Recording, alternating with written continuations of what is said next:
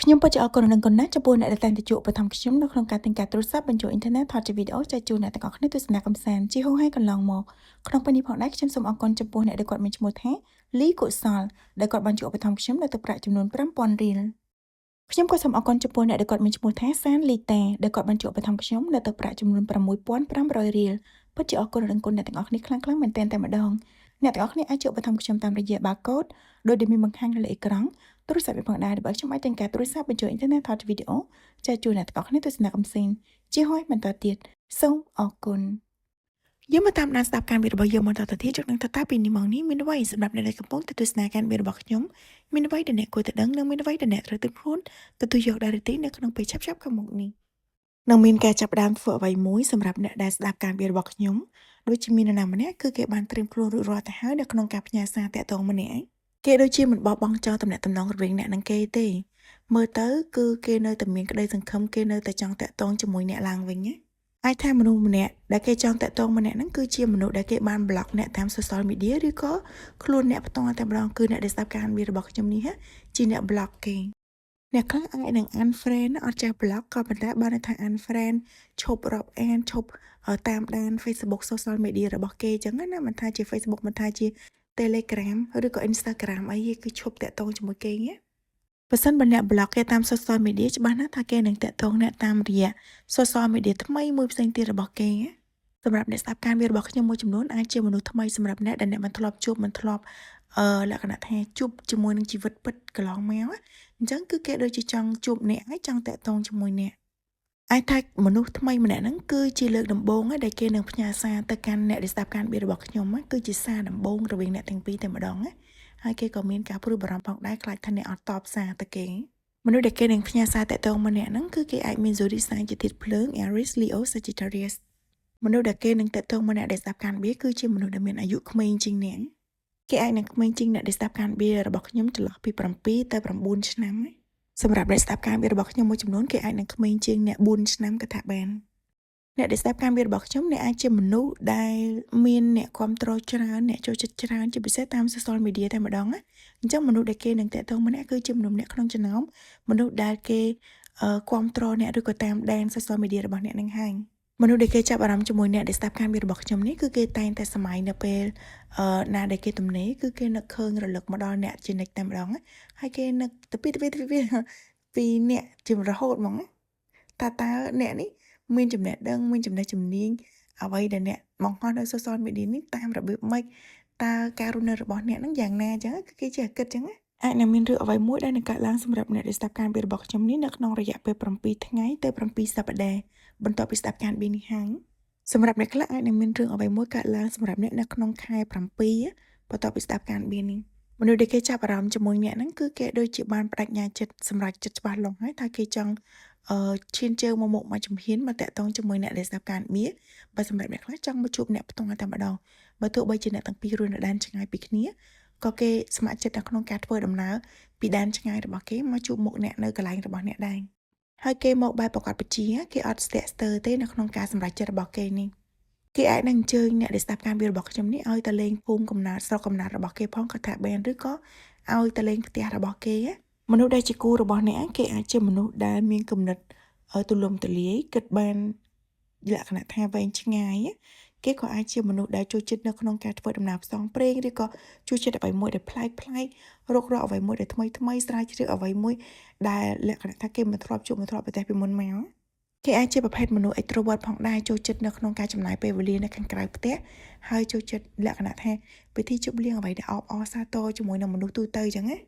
ប៉ុន្តែអ្នកដែលស្ដាប់ការវិភាគរបស់ខ្ញុំនេះអ្នកគឺជាមនុស្សដែលចូលចិត្តនៅផ្ទះចូលចិត្តភាពឯកជនរបស់ខ្លួនឯងចូលចិត្តចំណាយពេលវេលានៅជាមួយខ្លួនឯងច្រើនណានិយាយទៅអត្តចរិតរបស់អ្នកជាមួយនឹងមនុស្សដែលគេចង់មកតាក់ទងជាមួយអ្នកគឺស្ទើរតែខុសគ្នា360ដឺក្រេតែម្ដងណាម្នាក់ជា introvert ម្នាក់ជា extrovert អ្នកក៏ជាមនុស្សដែលឆ្លាតគឺជាមនុស្សដែលអត់សូវចូលចិត្តនិយាយច្រើនទេអ្នកដែលស្ដាប់ការវិភាគរបស់ខ្ញុំអ្នកក៏ជាមនុស្សដែលមិនចូលចិត្តនៅក្នុងការតាក់ទាញចំណាប់អារម្មណ៍ពីអ្នកដទៃដែរនិយាយទៅគឺរស់សំសុកហ្មងអ្នកដែលស្ដាប់ការវិភាគរបស់ខ្ញុំមនុស្សដែលគេនឹងមកតាក់ទងជាមួយអ្នកដែលស្ដាប់ការវិភាគរបស់ខ្ញុំគេអាចនឹងចង់ជួយអ្នកឲ្យរកលុយបានច្រើនជាងមុនផងដែរមនុស្សដែលគេនឹងមកតាក់ទងជាមួយអ្នកដែលស្ដាប់ការវិភាគរបស់ខ្ញុំគេនឹងជួយឲ្យសុបិនរបស់អ្នកក្លាយទៅជាការពិត để start ការវារបស់ខ្ញុំនេះអ្នកក៏ជាមនុស្សដែលមានចិត្តមោះមុតផងដែរណារឹងមាំនិយាយទៅគឺ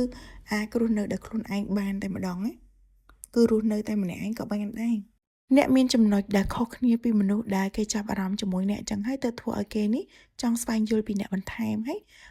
គឺធ្វើឲ្យអ្នកនេះលេចធ្លោនៅក្នុងការគិតរបស់គេអ្នកនឹងក្លាយទៅជាមនុស្សតែម្នាក់នៅក្នុងចំណោមក្រុមគ្រួសាររបស់អ្នកដែលនឹងជោគជ័យជាមួយនឹង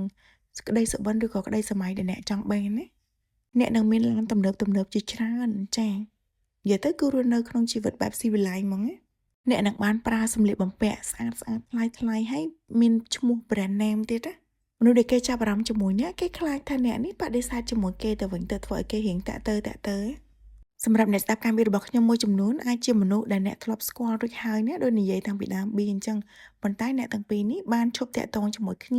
លែងឆ្លើយឆ្លងគ្នាលែងរវីរវល់ជាមួយគ្នារហូតដល់អ្នកខ្លះគឺ block គ្នាទៅវិញទៅមកក៏ថាបានផងដែរអញ្ចឹងមនុស្សដែលអ្នក block មនុស្សដែលអ្នកឈប់តាក់ទងមនុស្សដែលអ្នកស្ងាត់ស្ងៀមជាមួយគេនឹងហើយដែលគេនឹងតាក់ទងមកអ្នកហើយបែបប្រកបវិជ្ជាឡើងវិញណាស្រាប់ពេលដែលអ្នកស្ដាប់ការវិរបស់ខ្ញុំមួយចំនួនមនុស្សដែលគេនឹងមកតាក់ទងជាមួយអ្នកគឺជាមនុស្សថ្មីគឺជា fan គឺជាអ្នកគ្រប់គ្រងអ្នកតាមដានអ្នកនៅក្នុង social media សម្រាប់អ្នកស្ដាប់ការវិរបស់ខ្ញុំមួយចំនួនមនុស្សដែលគេចាប់អារម្មណ៍ជាមួយអ្នកគេអាចជាតារាល្បីគេអាចជាមនុស្សគេហៅថានៅស្ថិតនៅក្នុងអាជីវកម្មកំសាន្តប៉ុន្តែមានមុខមាត់ជាមួយមនុស្សទូទៅដូចតារាអញ្ចឹងណាដូចថ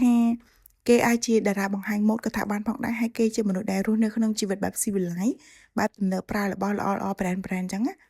ហើយក៏មានមនុស្សជាច្រើនដែលចាប់អារម្មណ៍ជាមួយគេចង់បានគេដែរប៉ុន្តែអ្នកដែលស្ដាប់ការវិរបស់ខ្ញុំនេះធ្វើធម្មតាដូចហីអញ្ចឹងហើយបានជាគេចាប់អារម្មណ៍ជាមួយអ្នកនឹងឯង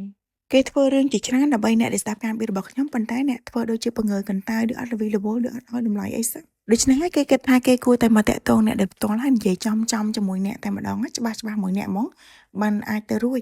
គេអាចនឹងចង់ឲ្យអ្នកឈិនជើងទៅមុខមុនតាក់ទងជាមួយគេឬក៏តាមលុនតួគេតាមលក្ខណៈថាញ៉ាយបប្រាយជាមួយគេអញ្ចឹងណាប៉ុន្តែអ្នកដែលស្ដាប់ការបៀននេះអត់ទេគឺអ្នកនៅហីទៅធម្មតាអញ្ចឹងអ្នកអត់តាមញ៉ាជាមួយគេហើយអ្នកបែរជាស្ងាត់ស្ងៀមជាមួយគេទៀតអញ្ចឹងហើយធ្វើឲ្យគេនេះនៅមិនសុខនៅក្នុងចិត្តហ្មងណាទៅត្រូវតាក់ទងម្នាក់អ្នកដែលស្ដាប់ការបៀនរបស់ខ្ញុំមិនថាមនុស្សម្នាក់នោះល្បីដល់កម្រិតណាហើយចង់គេយ៉ាងម៉េចទៅអ្នកគិតថាជីវិតរបស់គេគឺជារបស់គេអញ្ចឹងណាអត់មានពាក់ព័ន្ធជាមួយអ្នកឬក៏អ្នកទាំងពីរអត់មានតំណែងតំណងអីជាមួយគ្នាទៅអ្នកអត់ឈឺក្បាលអត់គិតច្រើនជាមួយគេហ្មងអ្នកដែលស្ដាប់ការបៀនរបស់ខ្ញុំអ្នកគឺជាមនុស្សដែលមានញាណពិសេសដោយថាការគិតបានជ្រៅជ្រះឬក៏អាចនិយាយថាដឹងអ្វីមុនអញ្ចឹងណាអ្នកខ្លះគឺអាចជាអ្នកអានបៀដូចជាខ្ញុំដែរស្លឹកបៀបញ្ចេញយ៉ាងច្បាស់មកម្ដងទៀតហើយសម្រាប់អ្នកស្ដាប់ការបៀរបស់ខ្ញុំមួយចំនួនមនុស្សដែលគេនឹងត្រឡប់មករកអ្នកអាចជាមនុស្សដែលអ្នកស្ដាប់ការបៀនេះចាក់ចេញពីគេឬក៏ស្ងាត់ស្ងៀមជាមួយគេឬក៏អាចជាមនុស្សដែលគេស្ងាត់ស្ងៀមជាមួយអ្នកឬក៏ចាក់ចេញពីអ្នកទៅអញ្ចឹងគឺគេពិតជាមានការសោកស្ដាយចំពោះការបាត់បង់ទំនាក់ទំនងរវាងអ្នកនិងគេអ្នកដែលស្ដាប់ការវិរបស់ខ្ញុំអាចនឹងមានមនុស្សពីរនាក់ដែលគេចាប់អារម្មណ៍ជាមួយអ្នកមនុស្សម្នាក់គឺគេបានរៀបការរួចទៅហើយដែលមនុស្សដែលបានរៀបការហើយហ្នឹងអាចនឹងមានអាយុស្មើជាមួយអ្នកឬក៏មានអាយុច្រើនជាងអ្នកគូសមអញ្ចឹងណាមិនច្រើនខ្លាំងណាស់ណាទេចាគឺគេបានរៀបការហើយប៉ុន្តែគឺគេនៅតែមានចិត្តជំពាក់ជំពិនជាមួយអ្នកស្របពេលដែលមានមនុស្សម្នាក់ទៀតដែលគេក្មេងជាងអ្នកក៏គេចាប់អារម្មណ៍ជាមួយអ្នកដែរសម្រាប់អ្នកតាមដានស្ដាប់ការវិរបស់ខ្ញុំមួយចំនួនមនុស្សដែលគេចាប់អារម្មណ៍ជាមួយអ្នកគេអាចមាន zodiac sign ជា Taurus, Virgo, Capricornស្របពេលដែលអ្នកខ្លះគឺគេមាន zodiac sign ជាធាតុភ្លើងដែលគេចាប់អារម្មណ៍ជាមួយអ្នកតាមដានអ្នកនឹងឯងមើលទៅគឺមានមនុស្សជាច្រើនដែលគេចាប់អារម្មណ៍ជាមួយអ្នកហើយមនុស្សដែលគេតាក់ទើម្នាក់ហ្នឹងគឺគេភ័យខ្លាចគេបានជាគេអត់នៅតែអត់តាក់ទងជាមួយអ្នកគេនៅតែអត់តន់ហ៊ានឈានជើងមកមុខទេដោយសារតែការភ័យខ្លាចថាអ្នកបដិសេធស្នេហ៍ជាមួយគេឬក៏បដិសេធការតាក់ទងរបស់គេអត់ឆ្លើយតបសារគេអ្នកអាចនឹងដឹងថាមនុស្សដែលគេចាប់អារម្មណ៍ជាមួយអ្នកស្រឡាញ់អ្នកហ្នឹងជាអ្នកណានៅពេលដែលគេផ្ញើសារមកកាន់អ្នកគ្រាន់តែជាសារតូចមួយទេសួស្ដីតើអ្នកសុខសប្បាយទេ Hello Hi អីចឹងណាចឹងទៅគឺអ្នកដឹងហើយថាមនុស្សម្នាក់នោះគឺជាអ្នកណាបញ្ហាត្រង់ថាមនុស្សដែលគេព្យាយាមតាក់ទងម្នាក់ផ្ញើសារទិញទូចហ្នឹងគឺគេរៀបការរួចហើយគឺគេមានដៃគូដែលគេស្រឡាញ់ឬក៏ប្រុងនឹងរៀបការហើយក៏ថាបានផងដែរអ្នកស្ដាប់ការវិរបស់ខ្ញុំមួយចំនួនអ្នកដឹងដែរនឹងថាមនុស្សម្នាក់នឹងរៀបការរួចហើយអញ្ចឹងណាឬក៏មានគូស្នេហ៍រួចហើយទៅអ្នកបង្ងើកន្តើយទៅអ្នកអត់តាក់ទងជាមួយគេឬក៏ព្យាយាមបែកខ្នងដាក់គេអ្នកដែលស្ដាប់ការវិរបស់ខ្ញុំភាគច្រើនគឺអ្នករវល់តែនឹងរឿងរស់ស៊ីរកចំណូលកាក់កបជីវិតរស់នៅរបស់អ្នកអញ្ចឹងណាគឺមនោសញ្ចេតនារឿងតាមស្រឡាញ់អ្នកណាអ្នកណីគឺអ្នកដូចជាលក្ខណៈថាអារម្មណ៍មួយហ្នឹងវាអត់សូវពុះកញ្ជ្រោលដោយការនៅយុវវ័យណា អ្នកដែលស្ដាប់ការមានរបស់ខ្ញុំមកគឺអ្នកអត់ស្រឡាញ់គេមុនទេប៉ុន្តែអ្នកព្យាយាមរក្សាខ្លួនឯងប្រៀបដូចជាផ្កាចឹងដើម្បីឲ្យកន្លងមកចោមរោគហើយអ្នកនឹងចាំសង្កេតមើលថាតើនរណាដែលគេនឹងព្យាយាមតាក់ទងជាមួយអ្នកដែលគេនឹងមានអំណត់ហើយមានភាពតស៊ូបែបប្រកបវិជ្ជាជាមួយអ្នកទើបអ្នកព្រមតាក់ទងជាមួយគេដើម្បីចង់បានអនាគតមួយដែលគេហៅថាច្បាស់លាស់ជាមួយគ្នាអ្នកគឺជាមនុស្សដែលមានគំនិតចាស់ទុំហើយអត់ចង់យកពេលវេលាទៅលេងសើចញ៉ៃញ៉ៃជាមួយនឹងនរណាណីផ្ដេសផ្ដាស់ទៀតទេអ្នកចង់លក្ខណៈថាមួយដឹងមួយហ្មងណាដូច្នេះមនុស្សដែលមកតាក់ទងជាមួយអ្នកបើសិនជាមើលទៅមិនទំនងជាច្បាស់លាស់ឬក៏និយាយសារប្រប្រាយច្រើនគឺអ្នកអត់តាក់ទងជាមួយគេវិញទេសុខចិត្តរក្សាខ្លួនឯងឲ្យនៅទំនេរវិញអ្នកដែលស្ដាប់ការមានរបស់ខ្ញុំអ្នកគឺជាមនុស្សដែលមានជំរឿខ្លួនឯងហើយក៏កំណត់មនុស្សដែលខ្លួនឯងចង់បានដែរអញ្ចឹងទៅដូចនិយាយតាំងពីដើមដែរបើសិនជាអ្នកណាមកបែបដុំលំបែបលេងសើចច្រើនញ៉ៃញ៉ៃតប៉ែលោតទេគឺអ្នកអត់តាក់ទងជាមួយគេទេសុខចិត្តរក្សាខ្លួនឯងឲ្យទំនេរហើយក៏ច្បាស់ណាស់ថាអ្នកនឹងបានជួបជាមួយនឹងគូរបស់អ្នកខ្លះអាចនឹងមានឱកាសនៅក្នុងការរៀបការនៅក្នុងឆ្នាំនេះផងដែរ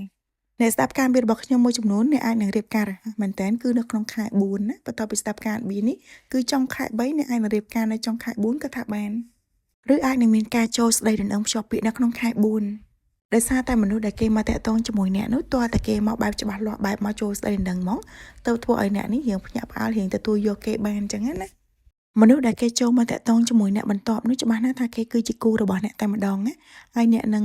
មានការបញ្ចប់បែបរីករាយជាមួយនឹងគេជាសុភមង្គលមួយជាការភ្ជាប់ពាក្យជាការរៀបការជាមួយគ្នាស្ដាប់តាមបេះដូងរបស់អ្នកទៅក៏ប៉ុន្តែក៏ត្រូវប្រើការគិតឲ្យបានច្បាស់លាស់ផងដែរណាបើសិនបើគេមានគូហើយមិនបាច់ទៅតាក់ទងញ៉ៃញ៉ៃជាមួយគេទេ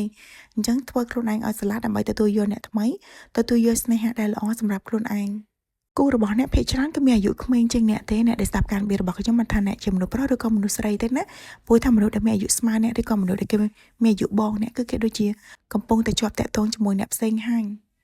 សម្រាប់អ្នកស្ដាប់ការនិយាយរបស់ខ្ញុំមួយចំនួនទៀតអាចនិយាយថាគឺមានមនុស្ស3នាក់ដែលគេចូលមកតាក់ទងជាមួយអ្នកបន្ទាប់ពីស្ដាប់ការនិយាយនេះហើយគូរបស់អ្នកគឺជាមនុស្សដែលអ្នកអាចធ្លាប់សុបិនឃើញគេពេលរាត្រីរួចមកហើយណាឬក៏ឧស្សាហ៍ឃើញគេនៅក្នុងសុបិនរបស់អ្នកក៏ថាបានផងដែរហើយនៅពេលដែលអ្នករលឹកដល់ឈ្មោះគេឃើញគេឬក៏ចរចាជាមួយគេឆ្លើយឆ្លងជាមួយគេគឺធ្វើឲ្យបេះដូងរបស់អ្នករៀងគេហៅថាសប្បាយចិត្តឬក៏រំភើបញាប់ញ័រអីហ្នឹងអាហ្នឹងបានន័យថាយើងស្រឡាញ់គេហើយគេអាចជាគូរបស់អ្នកហើយប៉ុន្តែមើលតាមក្រមសីលធម៌ផងគេនៅលាវឬក៏អត់នេះគឺជាទីបញ្ចប់សម្រាប់ការបៀននៅក្នុងពេលនេះហើយខ្ញុំសង្ឃឹមថាអ្នកទាំងអស់គ្នានឹងចូលចិត្តការបៀនរបស់ខ្ញុំសូម complete ជួយ like subscribe និង share channel របស់ខ្ញុំអ្នកមួយផងដែរក៏ដូចជាជួយ comment ខាងក្រោមវីដេអូថាតើការទូទាយនេះត្រូវជាមួយអ្នកទាំងអស់គ្នាបានប្រមាណភាគរយដើម្បីជាការចែករំលែកទៅដល់អ្នកដទៃសូមអរគុណជួបគ្នានៅក្នុងឱកាសក្រោយអ្នកទាំងអស់គ្នាអាចចូលបឋមខ្ញុំតាមរយៈ barcode ដែលមានបង្ហាញនៅលើអេក្រង់ទូរស័ព្ទឯផងដែរដែលបើខ្ញុំអាចទាំងការទូរស័ព្ទបញ្ចូលអ៊ីនធឺណិតថតវីដេអូចែកជូនអ្នកទាំងអស់គ្នាទស្សនាកំសាន្តជាហោះឲ្យបន្តទៀតសូមអរគុណជួបគ្នានៅក្នុងឱកាសក្រោយ